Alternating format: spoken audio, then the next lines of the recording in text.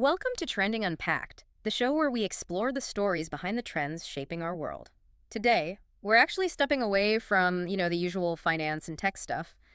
We're going to peer behind the glass case, really, of one of modern folklore's, well, most chilling figures. I think I know where you're going with this. Yeah, we are talking about Annabelle, the world's most famous, maybe most commercially successful haunted doll. Right. She's once again made this massive, kind of unexpected return to the trending charts. Right here, October 2025. Like clockwork, right? Every October, the air gets colder, Halloween's coming, and boom, you see this perfect storm online. Clips from the movies pop up everywhere. Yep, seen those. Old fan theories about the real story versus the Hollywood version explode again on social media. The debates get pretty intense. Totally. And suddenly everyone's fascinated by haunted artifacts all over again.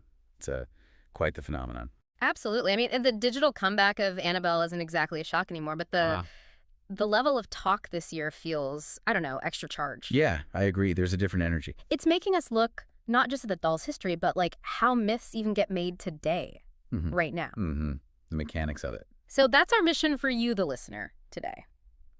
Okay, let's unpack this. Are we talking about a simple, brilliant Hollywood invention just designed to make money? Or is there something else, something genuinely mysterious, some kind of historical folklore at the heart of it that just keeps grabbing people generation after generation?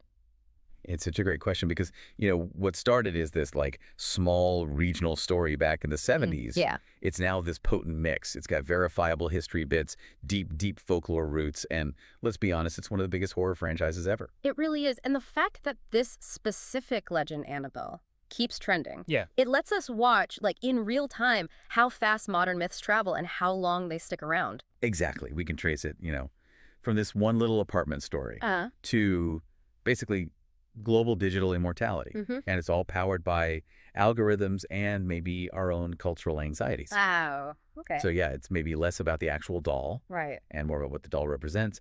And maybe how we as a collective choose to keep bringing our fears back to life. Okay, let's start right at the beginning then, because this is the big thing, the fundamental difference that really shocks people who only know Annabelle from the movies. The visual. Yeah.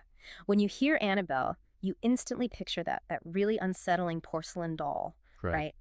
Tied to dark rituals, the whole scary package. That's the default image now. That look, that aesthetic. It's the absolute foundation of the movie Fear. Yeah. But you're right. It's a brilliant piece of Hollywood rebranding. It had to be, really, to work visually for, the horror genre. So what was the original? The actual object.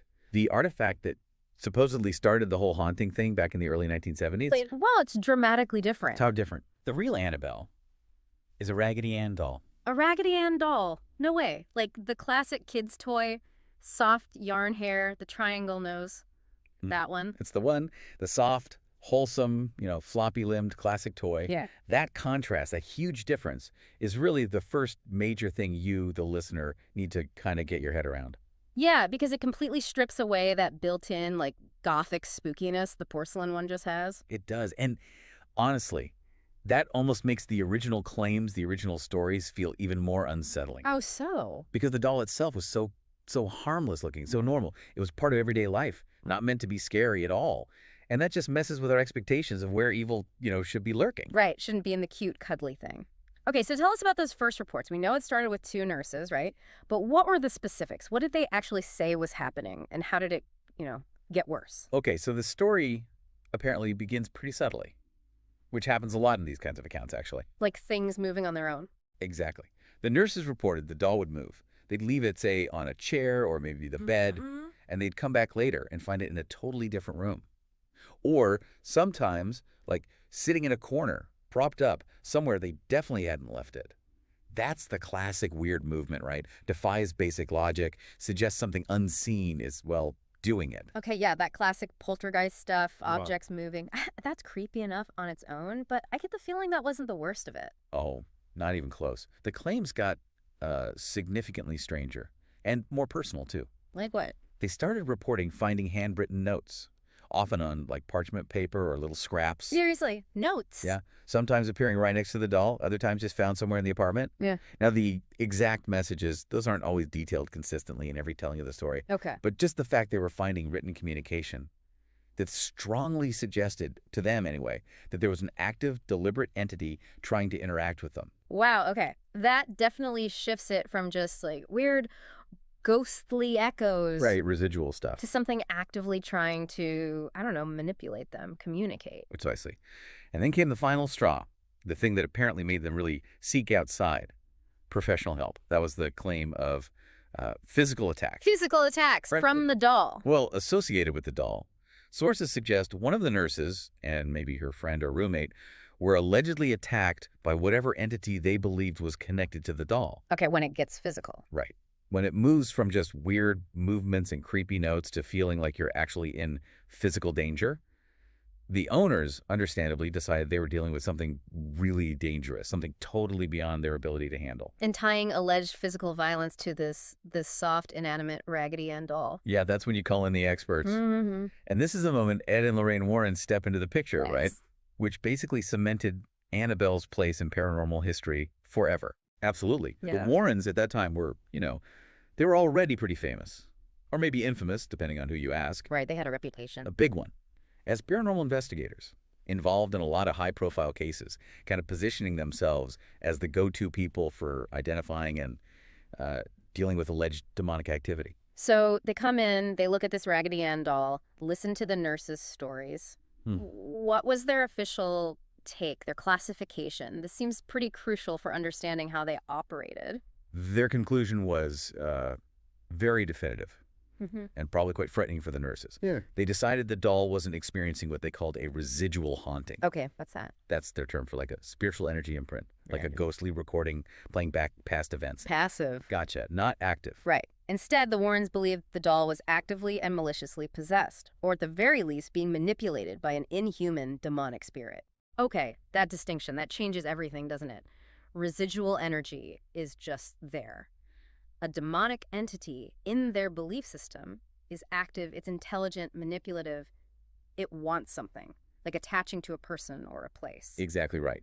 And because they classified it that way, signaling, a much, much higher level of danger, just doing a simple house cleansing or something, that wasn't going to cut it, in their view. So what did they do? The necessary step for them was way more intense. It led to the decision to completely remove the doll from the apartment, and then, crucially, to contain it. Okay, so they take it away, and this leads us to the famous containment measures, the stuff that really fuels the whole myth today. Oh, absolutely. They clearly understood the, let's say, the narrative power of containment. The doll was sealed away inside this custom-built glass case, often described as, reinforced or specifically blessed or designed to stop whatever entity was supposedly attached from getting out or influencing things. But it's more than just the case, isn't it?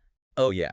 The real theatrical masterstroke, the piece of the story that everyone remembers and that really cements the legend, is that specific, very dramatic warning label they put right on the case. The 4 words. Warning, positively do not open. Chilling. It's just immediate, powerful psychological priming, isn't it? It transforms the doll instantly. It's not just some old curio anymore. Yeah. It's presented as a source of immediate, tangible danger.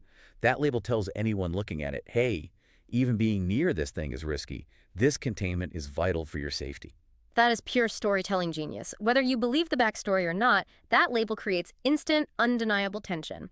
So for people who might want to see the actual doll today, where is it? Is it accessible? Well, Annabelle is still technically part of the Warrens Occult Museum collection, which is in Connecticut. However, the museum itself has been pretty much closed to the public for a while now.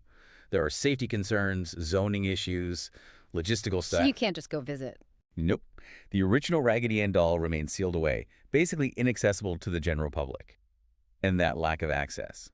Ironically, it probably does more to amplify the mystery than anything else. How so? Because you can't see the real object easily. You can't scrutinize it. Your imagination has to fill in the blanks. And human imagination, especially when primed with fear, tends to fill those blanks with the most terrifying possibilities. Okay, so here's where it gets really interesting for me.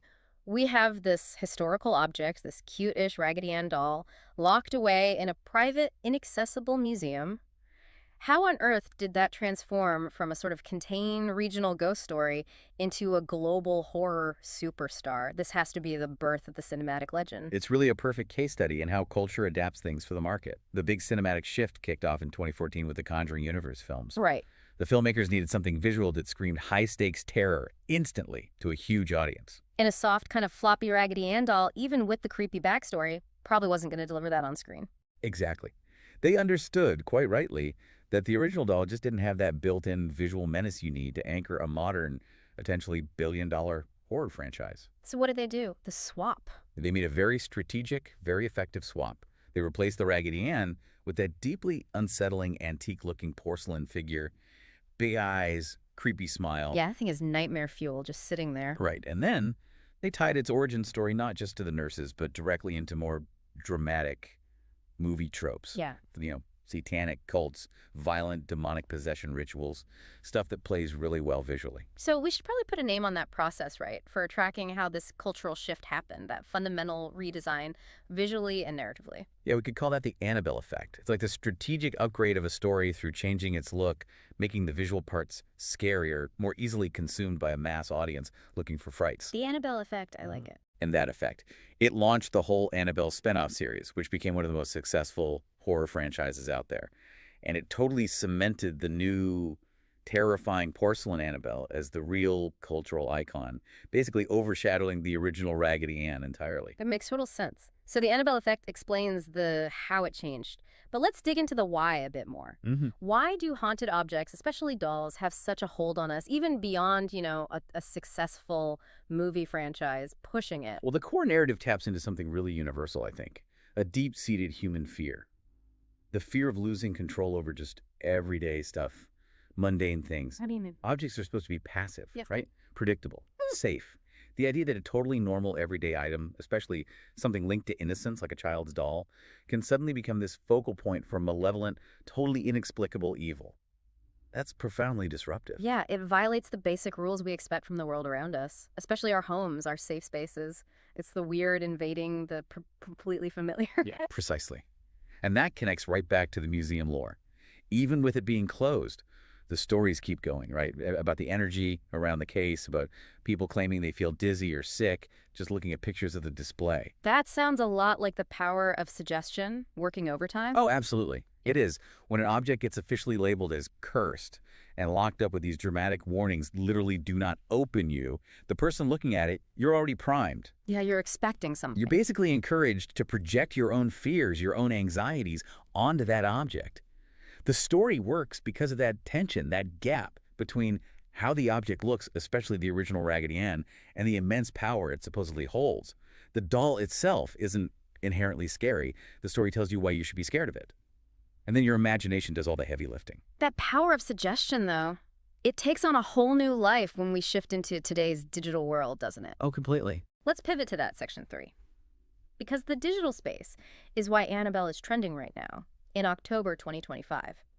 It wasn't just a new movie this time, right? It was this complex brew of old stuff resurfacing, seasonal hype, algorithms doing their thing. Yeah, the viral surge this month was a fantastic, almost textbook example of digital resurrection. It showed us how little new actual information is needed to bring a legend roaring back if the algorithm conditions are right, especially seasonally. Okay, break that down for us. What were the specific things that pushed Annabelle back to the top of everyone's feeds this October? Well, the biggest, most immediate driver seemed to be the reappearance of that viral TikTok hoax, the one claiming the doll had escaped from the museum. Wait, escaped again? I feel like I definitely heard that exact same rumor a few years back, like 2020. Bingo. That's the really key point here, analytically. It was a perfect example of digital content recycling. That rumor did go huge back in 2020. So why now? Because this year, thanks to things like seasonal hashtags, trending Halloween search terms, the general boom in spooky content, the algorithm basically picked up that old content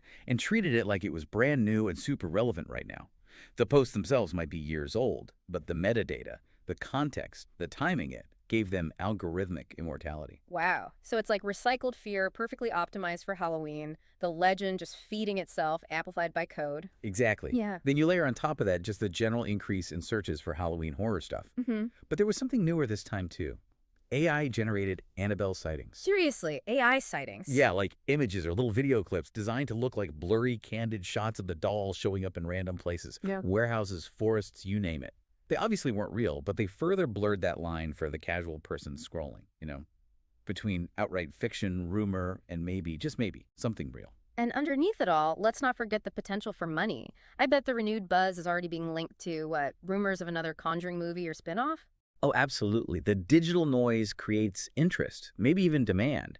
And you can be sure the franchise is watching, ready to provide new content to capitalize on it. It's this beautifully synchronized dance of hype creation and consumption. So what's really fascinating here, and what we need to dig into, is how the internet itself acts like this giant myth-making machine now. You mentioned digital resurrection theory. Yeah, I think that concept, digital resurrection, is super useful for understanding this whole modern process. Define that for us. What does it mean?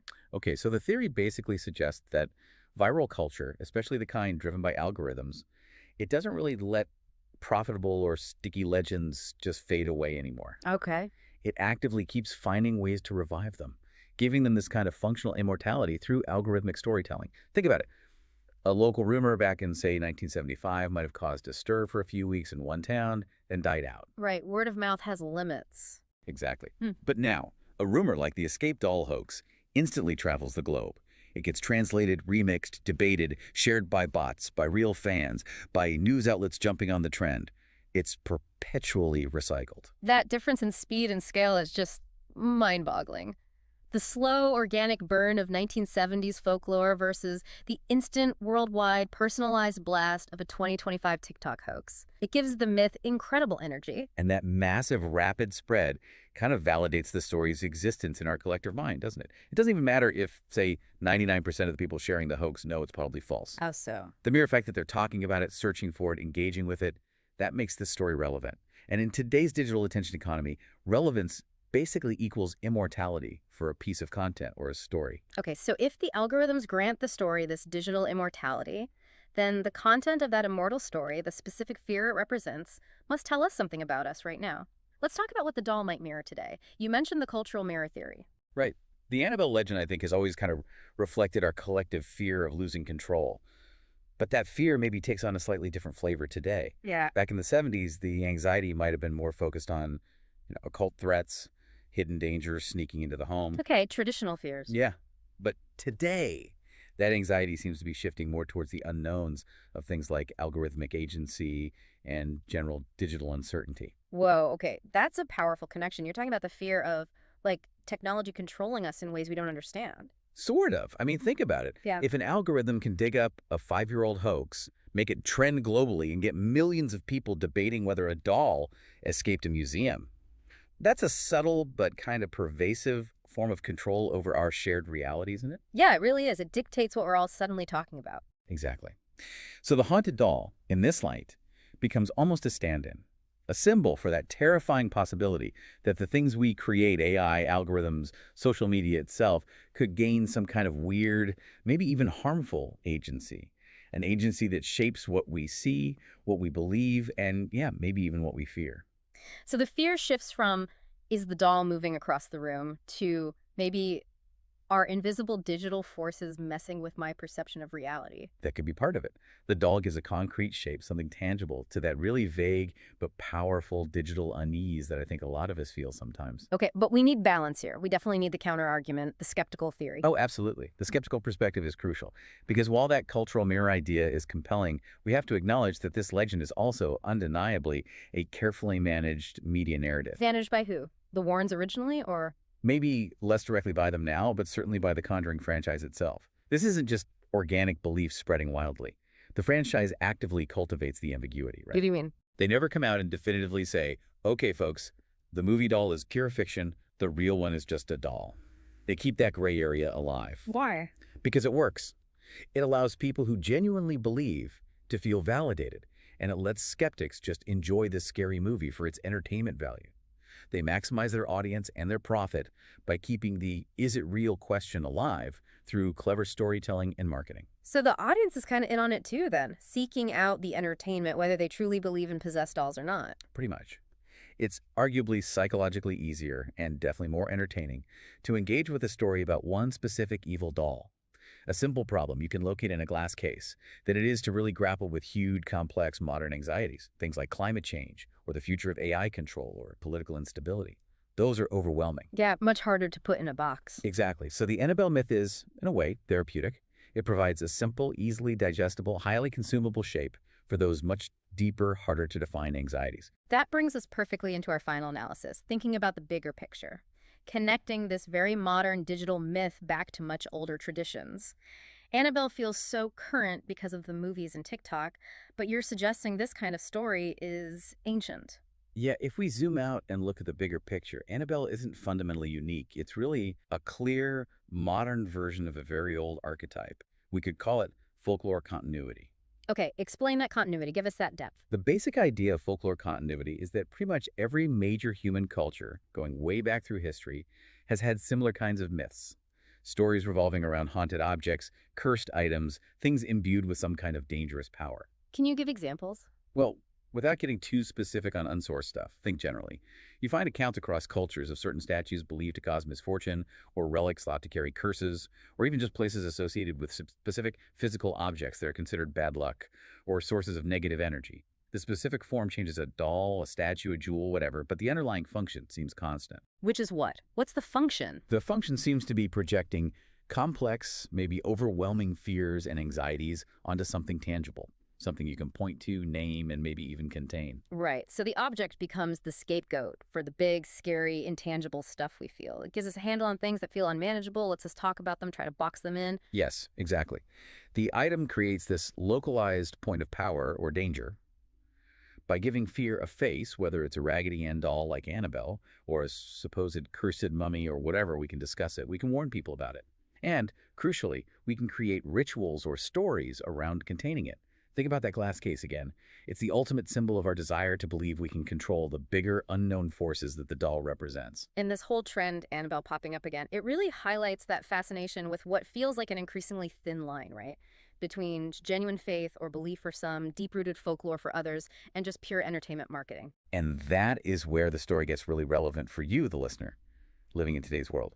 When one single story, one single figure like Annabelle, functions all at the same time as a deeply held personal belief for some people, as a widely known piece of global folklore, Right. and as a multi-billion-dollar entertainment product. Yeah. Those distinctions, they don't just get blurry. They actively merge. They flow together into one big, highly profitable cultural stream. So the big implication for us, the learners here, it raises that really important question. How do we, as people trying to think critically about the media and the stories we consume, how do we even begin to separate the truth, whatever that might mean here, from the really well-crafted, profitable narratives, especially in this kind of complex ecosystem? It's tough. One way is maybe to look at the utility of the story, like who benefits from it and how. Okay. For the movie studio, the main utility is obvious: financial profit. For someone who truly believes in demonic forces, the utility might be validating their worldview, seeing their beliefs reflected. And for the rest of us, the general public. For the general public, maybe the utility is psychological release, catharsis, and definitely entertainment. The Annabelle story endures, arguably, because it manages to perfectly satisfy all those different needs simultaneously. So we keep bringing back horror icons like Annabelle because they're such great cultural mirrors. They let us take our most pressing modern worries, maybe about AI, maybe about social division, digital surveillance, whatever it is, and kind of externalize them, package them up into a scary story we can consume. Again, by consuming that horror, maybe we get this temporary feeling, this illusion of having some control over the actual unknown scary stuff in our real lives. That Raggedy Ann doll has proven incredibly adaptable, hasn't she? From a 70s apartment to a museum case, and now thriving instantly on TikTok. Her real power isn't in the cotton stuffing. It's in her ability to keep adapting, keep thriving in every new form of media. And that really shows us how our collective beliefs, our shared stories, get amplified, twisted, and monetized in the digital age. So what does this all mean for you, the listener?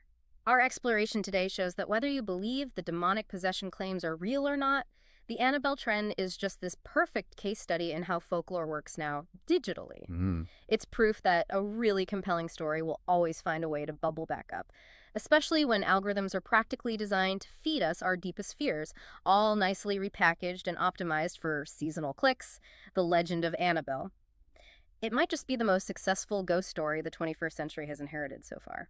Yeah, I think Annabelle's enduring power as both this potent myth and this kind of metaphor, it tells us that as long as humans have anxieties, and especially anxieties about the things, the technologies we ourselves create, we're probably always going to need tangible shapes like dolls or stories to pour those anxieties into, to try and contain them. That is a phenomenal way to put it. A really insightful analysis. Thank you so much for walking us through the very strange, very profitable, and clearly very enduring life of a Raggedy Ann doll turned global cinematic nightmare. My pleasure. It's a fascinating intersection of belief, culture, and commerce.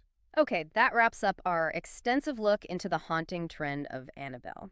Next time on Trending Unpacked, we're switching gears entirely, back to the digital realm actually, to explore how a recent AWS outage brought major parts of the internet to its knees and really reminded us just how fragile our superconnected world actually is. Ooh, that's a big one. You won't want to miss that analysis on digital infrastructure and its vulnerabilities. Definitely not. We'll catch you next time on Trending Unpacked.